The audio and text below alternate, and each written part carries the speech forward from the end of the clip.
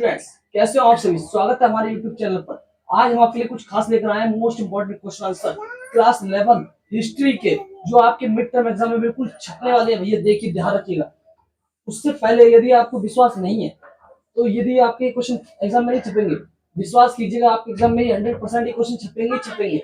यदि आपको विश्वास नहीं है तो हमारे यूट्यूब चैनल पर पूरे जाइएगा और वहां पर जो पॉलिटिकल साइंस का एग्जाम, जो मैंने मोस्ट इंपोर्टेंट क्वेश्चन आंसर कराए वो देखिएगा। आपको पता चल जाएगा कि क्वेश्चन बिल्कुल वो छाप गया था भैया। इकोनॉमिक्स का आप देखेंगे, इकोनॉमिक्स का पेपर, जो क्वेश्चन पेपर आपका हुआ था मिड टर्म एग्जाम का, अगर उसकी वीडियो उठा लेंगे मोस्ट इंपोर्टेंट क्वेश्चन आंसर की, तो वो आपको बिल्कुल दिखेगा यही हुआ क्वेश्चन जो आपका एग्जाम में आया था। ऐसा मैं आपको दिखा दूंगा। यही आपका हिस्ट्री में आने वाला है, बिल्कुल हुआ क्वेश्चन ये आपको देखने को मिलेगा। 100% ये आपको क्वेश्चन एग्जाम में देखने को मिलेगा। 100% गारंटी लेता हूँ मैं। इन प्रश्नों की अच्छे से प्रैक्टिस कर लीजिएगा। मैं इन प्रश्नों के साथ साथ आपको उत्तर भी बताऊंगा। आइए शुरुआत करते हैं बिना देरी। ठीक है, ये क्लास 11th के history most important question answer है all chapter mid term examination के अनुसार पे, जो आपके एग्जाम चैप्टर नंबर 1, 2, 3 और 4 आ रहे हैं। उसके आधार पर हम कुछ इंपॉर्टेंट क्वेश्चन लेकर आए हैं आपके लिए। शुरुआत करते हैं बिना देरी किए। पहला क्वेश्चन क्या है, मेसोपोटामिया के ऐतिहासिक स्रोत क्या है। मेसोपोटामिया के ऐतिहासिक स्रोत 3 नंबर में आपसे पूछा जाएगा, ध्यान रखिएगा। यदि ऐतिहासिक स्रोत पूछे तो इतिहास के क्या स्रोत है, इसके बारे में हमें कैसे पता चला, किन कारणों से पता चला, क्यों पता चला, इसके बारे में बताना है। तो आपको बता दूं, जो मेसोपोटामिया के ऐतिहासिक स्रोत हैं वो कुछ इस प्रकार हैं: इमारतें, मुद्राएं, कब्रें, औजार आदि। ये हमारे सभी क्या है, मेसोपोटामिया के ऐतिहासिक स्रोत है। ठीक है, क्वेश्चन नंबर दूसरा, यदि आपको अच्छे तरीके से समझना है और एग्जाम में आपको अच्छे तरीके से लिखना है, प्रश्न नंबर 2 बहुत इंपॉर्टेंट है। कई सालों से ये लगातार रिपीट हो रहा है। तो प्रश्न नंबर 2 देखिएगा, इराक की भौगोलिक विविधता का वर्णन कीजिए। जो इराक है उसकी भौगोलिक विविधता क्या है, उसका वर्णन आपको करना है। तो इसे आप 4 भागों में बांट देंगे, जैसे पूर्वोत्तर, पूर्वोत्तर, उत्तर, पश्चिम और पूर्वी दक्षिण। ठीक है, तो इनके विस्तार से आपको चर्चा करनी है। जैसे मैं आपको बताता हूँ, पूर्वोत्तर, पूर्वोत्तर में हरे भरे घास के मैदान है, बर्फ से ढकी पर्वत श्रृंखलाएं हैं। क्या है, बर्फ से ढकी पर्वत श्रृंखलाएं हैं।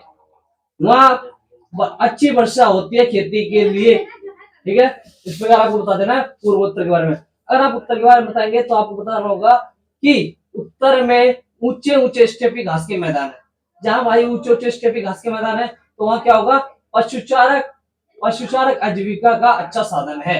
मतलब पशुओं को चरा कर उससे आजीविका कमाना, अपना जीवन को चलाना बहुत आसान है, क्योंकि वहां जो घास है, भूसा है, वो सब वहां मिल जाता है। स्टेपी घास के मैदान है, आपको पता है, मैंने आपको, जब स्टेपी घास के मैदान है तो वहां आपको जो पशु है उनको चराने में बिल्कुल पूरी पूरी सहायता मिलती है। इसलिए वहां पशुचारक है, पशुचारक है, उसको पालने का, आजीविका चलाने का अच्छा साधन है। ठीक है, तीसरी बात मैं आपको बता दूं उत्तर के बारे में। उत्तर में जो चारा होता है या घास होती है वो सर्दी की बरसातों के बाद उपलब्ध हो जाती है। ठीक है, अब हम बात करते हैं दक्षिण की।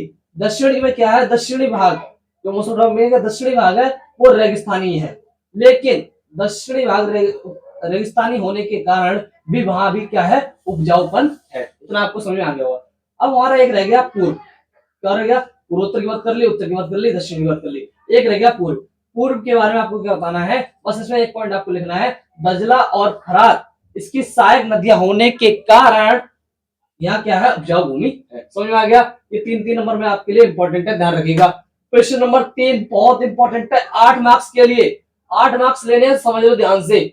मंदिर के अभिन्न अंगों का वर्णन करें। जो मंदिर हैं उनके अंगों में वर्णन करना है आपको, किस प्रकार से उनका निर्माण हुआ, क्या क्या है उनके बारे में आपको पता है। मंदिर के बारे में पूरा बिल्कुल ही छपेगा आपके एग्जाम में, 100% गारंटी लेता हूँ, छपेगा ही छपेगा।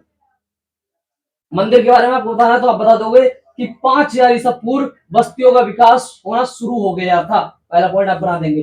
दूसरा पॉइंट में आप लिखेंगे, क्या लिखेंगे भाई, प्राचीन मंदिर के चार ओर शहर विकसित होने लगे। मंदिर के चार ओर शहर विकसित होने लगे। वहां देवी देवता का केंद्र बिंदु था।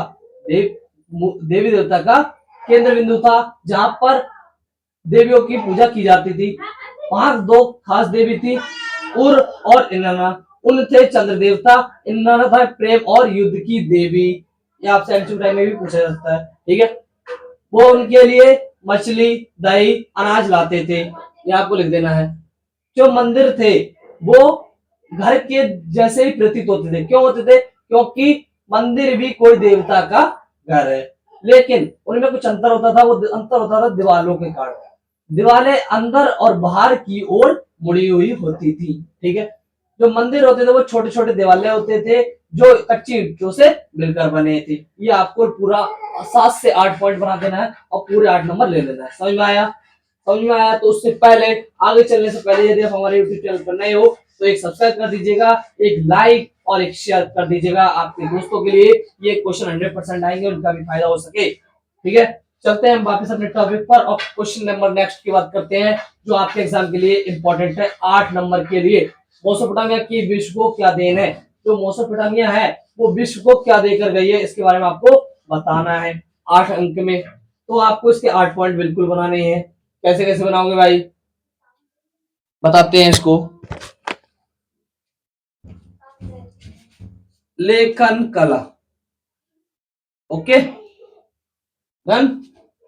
लेखन कला, लेखन कला किसकी देन है? लेखन कला मेसोपोटामिया की देन है। दूसरा आप लिखेंगे गणित।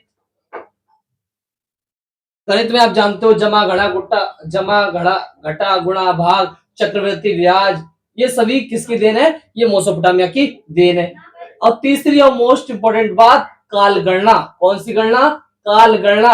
जैसा कि आपको पता है कि एक साल में 12 महीने होते हैं, एक हफ्ते में 7 दिन होते हैं, एक घंटे में 24 दिन होते हैं, एक घंटे में 60 मिनट होते हैं। सॉरी, ये सभी किसने दिया है? मेसोपोटामिया ने दिया है। तीसरी और चौथी और महत्वपूर्ण बात, विद्यालय जैसी संस्थाएं, जो विद्यालय खोले जा रहे हैं हमारे यहाँ, जो विद्यालय चल रहे हैं वो केवल केवल मेसोपोटामिया की देन है। तो समझ में आया? पांचवी बात, विवाह के नियम, जो विवाह के नियम होते हैं वो भी मेसोपोटामिया की विश्व को देन है, ठीक है। और सूर्य ग्रहण, चंद्रमा ग्रहण के घटित होने के बाद दिनों का अनुमान लगाना या पता करना, ये मेसोपोटामिया की देन। समझ में आया?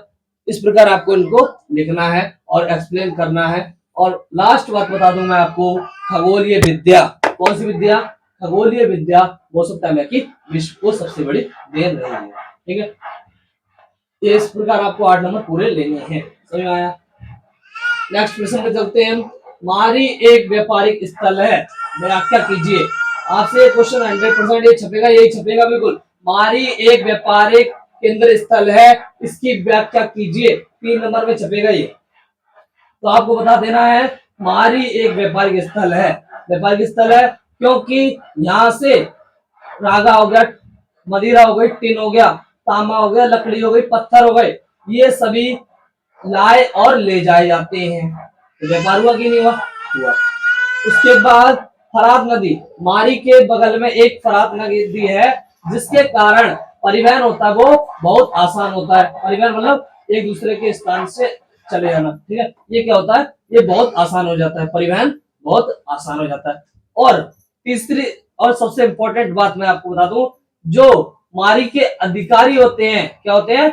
मारी के अधिकारी होते हैं, वो जलपोत पर उन्हें रोक लेते हैं व्यापारियों को, और माल की जांच करते हैं। क्या करते हैं? माल की जांच करते हैं, और जिस प्रकार से जितना माल होता है उसका 10% वो क्या लेते हैं? पैसा ले लेते हैं। 10% पैसे ले लेते हैं, ठीक है। तो आपको बता देना ये व्यापारिक स्थल। समझ में आया? इस प्रकार व्याख्या कर दोगे, 3 नंबर ले लोगे। मैं 100% गारंटी लेकर कहता हूँ, 100% कहता हूँ भाई, ये क्वेश्चन आपके एग्जाम में आएंगे, ठीक है। अब हम बात करते हैं नेक्स्ट क्वेश्चन की। श्रम विभाजन किस प्रकार शहरी जीवन की विशेषता है? शहरी जीवन की विशेषता क्या है? श्रम विभाजन, लेकिन दूसरा किस प्रकार? तो मैं आपको श्रम विभाजन का पहला अर्थ बता दूं। श्रम विभाजन का अर्थ होता है काम को बांट देना। क्या कर देना? काम को बांट देना, श्रम विभाजन, ठीक है। तो शहरी जीवन की विशेषता किस प्रकार है?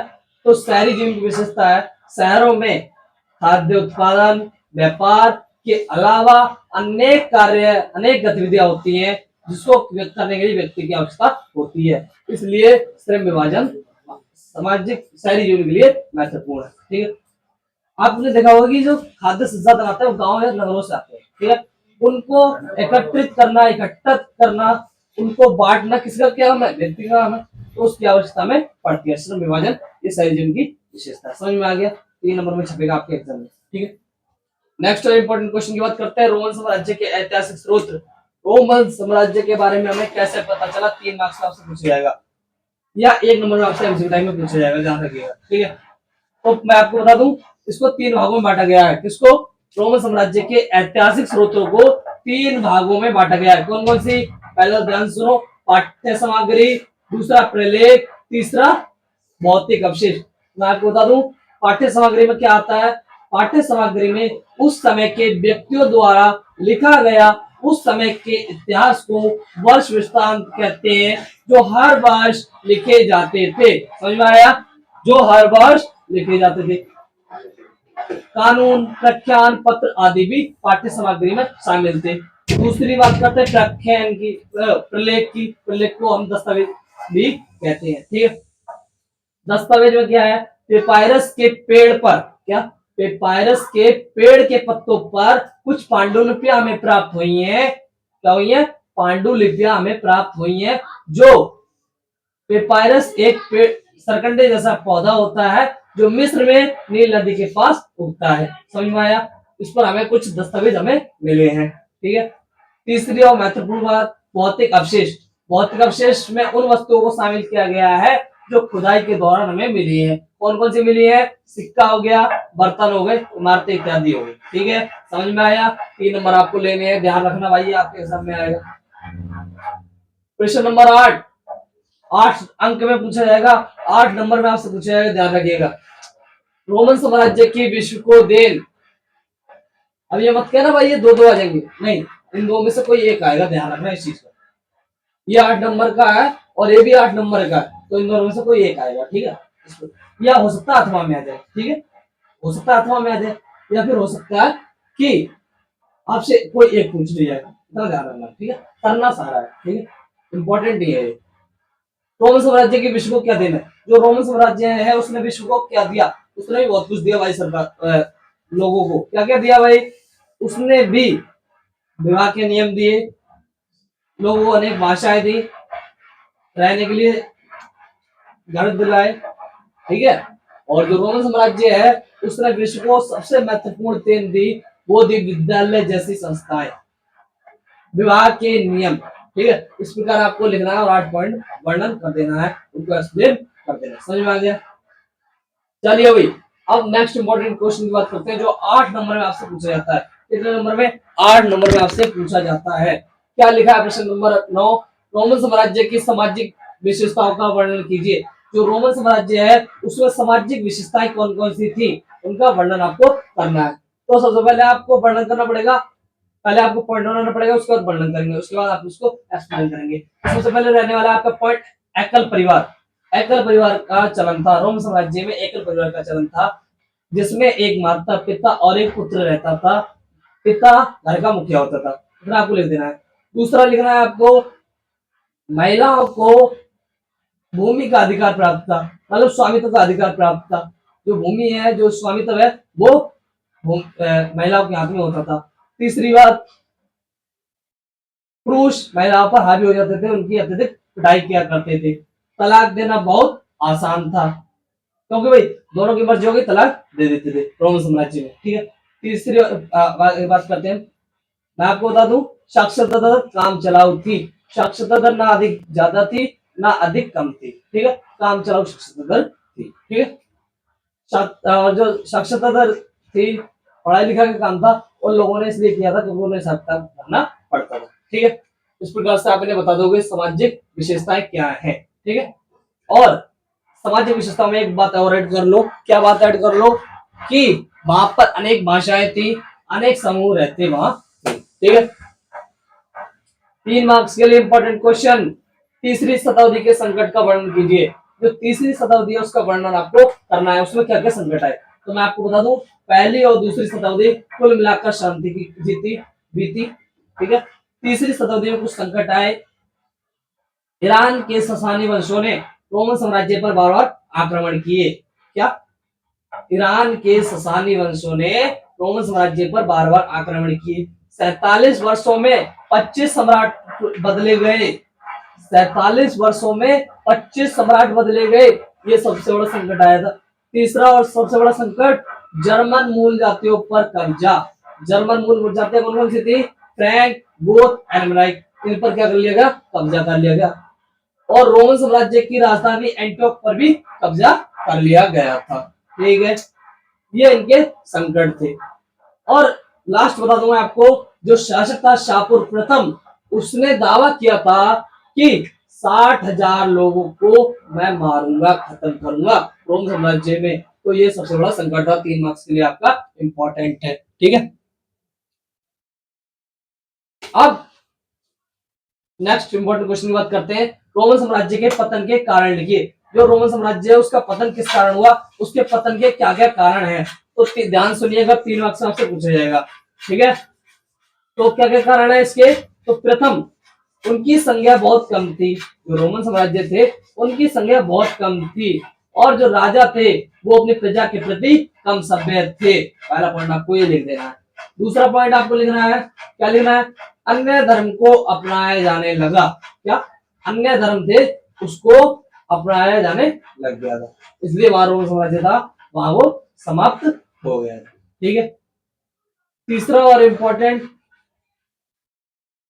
रोमन साम्राज्य खत्म क्यों हुआ? आपसी मतभेद के कारण। उन दोनों में आपसी मतभेद होते रहते थे, लड़ाई झगड़े होते रहते थे, इसलिए उनका क्या हुआ? पतन हो गया। ठीक है, नेक्स्ट और इंपॉर्टेंट क्वेश्चन की बात करते हैं, रोमन साम्राज्य के दासों की स्थिति। आपको बताना है जो रोमन साम्राज्य में दास थे उनकी क्या स्थिति थी। तो आप बता दोगे रोमन साम्राज्य में दासता की जड़ें बहुत मजबूत थी। 75 लाख आबादी थी कुल, लेकिन उसमें 30 लाख तो दास थे। तो दासता की जड़ें मजबूत हुई कि नहीं हुई? कल आपको बताऊंगा। लेकिन उस जो उच्च वर्ग के लोग थे, अमीर लोग थे, अभिजात वर्ग के लोग थे, वो श्रमिकों के प्रति, दासों के प्रति क्या करते थे?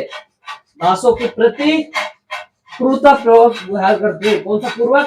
क्रूरता पूर्वक व्यवहार करते, कठोर व्यवहार करते थे। ठीक है, और जो अन्य लोग थे वो उनके साथ साधारण व्यवहार करते थे। ठीक है, ये आपको बता देना है। उसके बाद दास प्रजनन को बढ़ावा दिया गया। किसको बढ़ावा दिया गया? दास प्रजनन को बढ़ावा दिया गया। क्यों? क्योंकि दासों की संख्या कम पड़ने लगी थी। ये उनकी स्थिति थी, इनकी स्थिति थी दासों की। ठीक है, आपको ये बता देना है। नेक्स्ट और इंपॉर्टेंट क्वेश्चन है ये, 4 मार्क्स में, 3 मार्क्स में आपसे पूछा जाएगा। 3 मार्क्स पूछे जाएगा, 3 मार्क्स। चंगेज खान की सैनिक उपलब्धियों का वर्णन करें। चंगेज खान है, उसकी सैनिक उपलब्धियां क्या रही हैं, उसको सेना में क्या क्या उपलब्धियां प्राप्त हुई हैं। तो मैं आपको बता दूं, तीरंदाजी में अद्भुत कौशल। क्या? तीरंदाजी में अद्भुत कौशल, तीर लगाते निशानेबाजी करते थे। उनकी सेना को ये बहुत अच्छी तरीके से आता था, बहुत अच्छी तरीके से वो शिकार करते थे। दूसरा, कुशल घुड़सवारी। कुशल घुड़सवारी, उन्हें जो घुड़सवारी थी, जो घोड़े थे, उनको चलाना इस प्रकार से आता था, इस प्रकार से ट्रेंड थे, कुछ भी कर देते वो। एक, अगर मान लो आपको 1 मिनट में वो लगभग 250-300 किलोमीटर पहुंचा सकते थे, इतने कुशल थे वो, इतने ट्रेंड थे। ठीक है, तीसरी बात, मौसम की जानकारी। इनके पास एक यंत्र था जिससे मौसम की जानकारी लगा लेते थे। और लास्ट इंपॉर्टेंट बात, घेराबंदी यंत्र। इनके पास, सेनाओं के पास एक घेराबंदी यंत्र होता था, जिसके कारण ये किसी भी व्यक्ति को, किसी भी राजा को क्या करते थे? घेराबंदी यंत्र के द्वारा फंसाकर उसको मार देते और ये जीत जाते थे। ये इनकी उपलब्धि रही है। ठीक है, नेक्स्ट और इंपॉर्टेंट क्वेश्चन की बात करते हैं, जो आपके एग्जाम में छपेगा ही छपेगा, बिल्कुल ध्यान रखना। मंगोलों के सैनिक उपलब्ध, सैनिक प्रबंधन पद्धति क्या थी, इसकी क्या विशेषता है? जो मंगोल थे उनकी सैनिक प्रबंधन पद्धति क्या थी? तो मैं आपको बता दूं, जो मंगोल थे उनकी सैनिक पद्धति थी, सेना में जो लोग होते थे वो अधिक तंदुरुस्त, अधिक ताजे बॉडीवेयर होते थे और बेशक होते थे, मतलब जवान होते थे। ठीक है, इनकी विशेषताएं क्या क्या है भाई? इन लोगों ने क्या किया, जो मंगोल थे उनको सबको एकत्रित किया और कार्य किया, इकट्ठा कर लिया, सभी लोगों को क्या किया, इकट्ठा कर लिया। दूसरी बात, इन्होंने प्राचीन प्राचीन मतलब पहले की प्राचीन दशमलव प्रणाली का प्रयोग किया। कौन सी प्रणाली? प्राचीन दशमलव प्रणाली। दशमलव प्रणाली के अनुसार आपने सुना हो तो जिसमें पहले 10, 100, 1000 और 10,000 आते थे, इस प्रकार उन्होंने इसका प्रयोग किया। और जो सबसे बड़ी इकाई थी वो 10,000 थी, जिसे तुमन भी कहा जाता है। अगर आपसे पूछा जाए सेना की सबसे बड़ी इकाई क्या है, एमसीक्यू टाइप में एक बार से पूछा जाता है सेना की सबसे बड़ी इकाई क्या है, तो आप बताओगे तुमन। ठीक है, ये आपको बता देना, 3 मार्क्स में इंपॉर्टेंट है। ठीक है, नेक्स्ट और इंपॉर्टेंट क्वेश्चन जो आपके एग्जाम में छपेगा ही छपेगा, बिल्कुल ध्यान रखना इस चीज को। कल आपका एग्जाम है वो छपेगा, बिल्कुल देख लेना, यही क्वेश्चन मिलेगा आपको। प्रश्न बस बदल सकता है, घुमा सकता है आपको, लेकिन आपको कंफ्यूज नहीं होना है। चंगेज खान एक महान शासक था, इसके प्रमुख कारण का वर्णन कीजिए। जो चंगेज खान था वो क्या कैसे था भाई, सफल था कैसे, एक महान शासक था, उसके क्या क्या कारण रहे हैं तो मैं आपको बता दूं।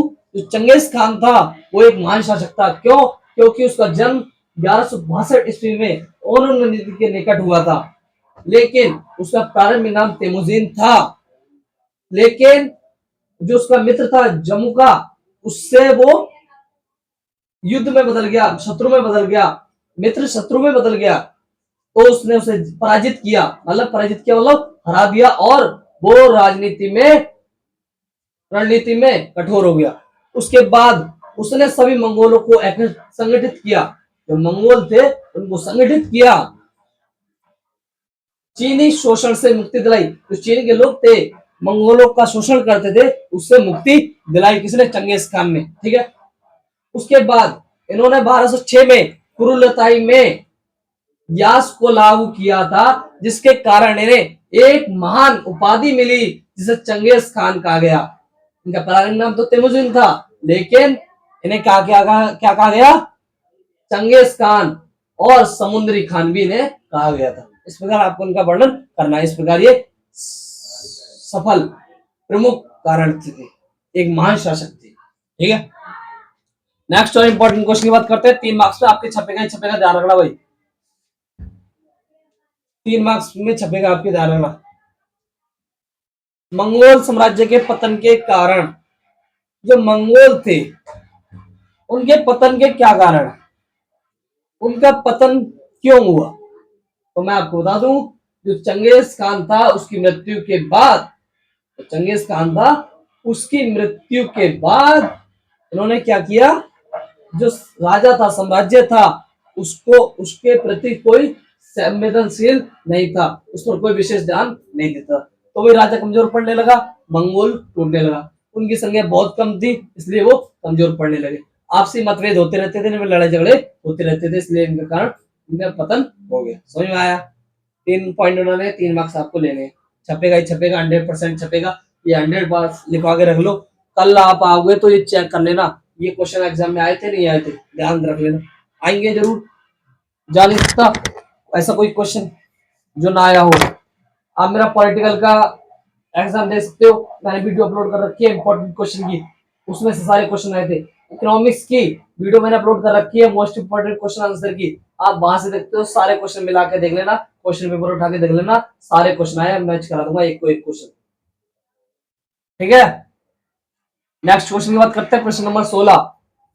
चंगेज खान की हरकारा पद्धति क्या थी, इसके क्या विशेषताएं? बहुत इंपॉर्टेंट क्वेश्चन है, 8 मार्क्स में पूछा जाएगा आपसे, 8 नंबर लेने, सुन लो भाई, समझ लो भाई ध्यान से। चंगेज खान की हरकारा पद्धति क्या थी, तो आपको बता दूं, हरकारा पद्धति एक ऐसी पद्धति थी जो दूर दराज के इलाकों में संपर्क बनाए रखती थी, कांटेक्ट बनाए रखती थी। ठीक है, जो चंगेज खान था उसकी हरकारा पद्धति थी जो दूर दराज के क्षेत्र होते थे उसमें संपर्क बनाना, उसमें कांटेक्ट बना के रखना, उससे सभी सूचनाएं प्राप्त करना, क्या थी? हरकारा पद्धति।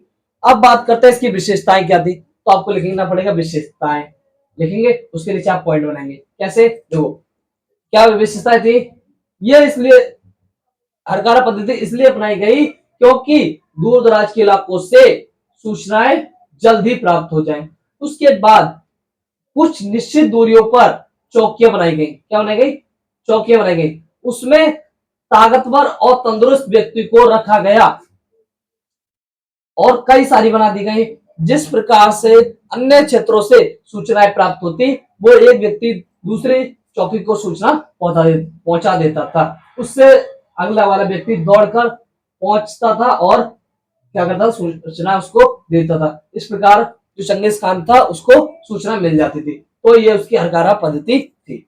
लेकिन इसका जो संचलन था, इसका कर था, जो इसका पैसा संचलन कैसे होता है, इसका पैसा लगता है हर चीज में संचलन करने के लिए। तो जो व्यक्ति होते थे वो कुंभकर, कौन सा कर, कुंभकर पैसा देते थे और जो जानवरों के 10वें हिस्से के रूप में देते थे। ठीक है, एमसीक्यू टाइप में भी पूछा जा सकता है। ये समझ में आ गया। अब बात करते हैं यास क्या है। तो मैं आपको बता दूं, यास को यासाक भी कहा जाता है, जिसे चंगेज खान ने 1206 में पूर्व लताई में लागू किया था। इसका अर्थ है आज्ञप्ति, आज्ञप्ति। ठीक है, ध्यान रखना। अब इसका बात करते हैं, अब इसके अर्थ में परिवर्तन आने के क्या कारण है। जो भाई ये इसका अर्थ है, इसमें परिवर्तन क्यों आया, इसमें अर्थ में परिवर्तन आने का कारण है कि इसे लोगों पर लागू करवाया गया, ये कहकर कि ये चंगेज खान ने लागू किया है। ठीक है, समझ में आ गया। नेक्स्ट और इंपॉर्टेंट क्वेश्चन की बात करते हैं, 3 मार्क्स में पूछा जाएगा आपसे, फायर किसे कहते हैं। या जो 4 नंबर के आपके पैसे जो होते हैं ना लास्ट वाले 30 से 33, है ना, 30 से 33, उसमें भी आपसे पूछा जाएगा, कोई पैसे दे जाएगा उससे पूछा जाएगा फायर किसे कहते हैं। तो आपको बताना होगा, 1 मार्क्स में पूछा जाएगा आपसे, फिर फायर आपको बताना होगा कि जो भिक्षु होते हैं उनको सबको फायर कहते हैं। ठीक है, अब इंपॉर्टेंट क्वेश्चन 8 मार्क्स में पूछा जाएगा, आपसे ध्यान रखना। 8 मार्क्स में पूछा जाएगा, 11वीं शताब्दी में यूरोप में होने वाले विभिन्न प्रौद्योगिकी बदलाव की सूची बनाइए। जो 11वीं शताब्दी थी, इतनी 11वीं शताब्दी थी, तो यूरोप में कौन कौन से बदलाव आए, कौन कौन सी प्रौद्योगिकी का इस्तेमाल हुआ, ये आपको बताना है। तो मैं आपको बता दूं, जो 11वीं शताब्दी थी उसमें यूरोप में कई सारे प्रयोग, कई सारे प्रौद्योगिकी आई, कई सारे बदलाव हुए। किन किन कारणों से हुए, कैसे हुए, समझते हैं। सबसे पहले जो लकड़ी के हल का प्रयोग होता था, कौन सा प्रयोग, लकड़ी के हल का प्रयोग होता था, वहां औजारों का, वहां एक लोहे के औजारों का प्रयोग किया जाने लगा। ठीक है, दूसरा जो पशु थे उनके जोतने में भी सुधार किया गया। पहले वो जो होता है ना, बधुआ बोलते हैं, बधुआ है ना, वो गले में डालते थे, लेकिन अब कंधों पर डालने लगे। ठीक है, जिससे वो उन्हें शक्ति मिलती है, वो तेजी से काम करते थे। ठीक है, तीसरी बात, जो घोड़े होते हैं उनके पैरों पर, जिसको बोलते हैं नाल, घोड़े की नाल, तो नाल लगाई गई ताकि वो तेजी से दौड़ सके। ठीक है, ये उसमें प्रयोग हुए थे और कई सारे प्रयोग आए, कई सारी मशीनें आई थी जिससे सिंचाई वगैरह की जा सकती थी। तो ये आपको बता दूंगा, ये इसमें बदलाव थे। अब मैं आपको बता दूं प्रश्न नंबर 20, 14वीं सदी की शुरुआत तक यूरोप का आर्थिक विस्तार धीमा पड़ गया। 14वीं सदी तक जो आर्थिक विस्तार था यूरोप का, वो धार्मिक आर्थिक विस्तार था, वो धीमा पड़ गया। ऐसा किन कारणों से हुआ, ये आपसे पूछा जाता है। तो आपको बताना होगा, पहला बताना होगा जलवायु, जलवायु परिवर्तन। जलवायु परिवर्तन बोले तो जिसमें ग्रीष्म ऋतु का, मतलब गर्मी का समय था, उसका स्थान ठंड ऋतु ने ले लिया, जिसके कारण वहां क्या हुआ, विस्तार, आर्थिक विस्तार धीमा पड़ गया। दूसरी बात मैं आपको बता दूं, फ्लैग, एक बाइबलिक फ्लैग फैला था जिससे लाखों लोगों की मृत्यु हो गई थी। तीसरा मैं आपको बता दूं, जनसंख्या वृद्धि। कौन सी वृद्धि, जनसंख्या वृद्धि। जनसंख्या बढ़ने लगी, संसाधन कम पड़ने लगे थे। ठीक है, इसलिए वहां क्या हुआ, जो आर्थिक विस्तार था वो धीमा पड़ने लगा। चौथा मैं आपको बता दूं, चौथा था जो वहां घोड़े थे या जो पशु थे उनमें कमी आने लगी, क्योंकि जनसंख्या बढ़ने लगी तो लोग दूध दही आदि का प्रयोग अधिक करने लगे, जिसके कारण जो पशु थे उनकी कमी पड़ने लगी। समझ में आया। ये सभी आपके इंपॉर्टेंट क्वेश्चन है ध्यान रखिएगा, आपके एग्जाम में बिल्कुल छपेंगे, इतने बात की गारंटी मैं खुद लेता हूँ। ध्यान रखिएगा, फिर मिलता हूँ आपसे इसी तरह की नेक्स्ट वीडियो में। Thank you.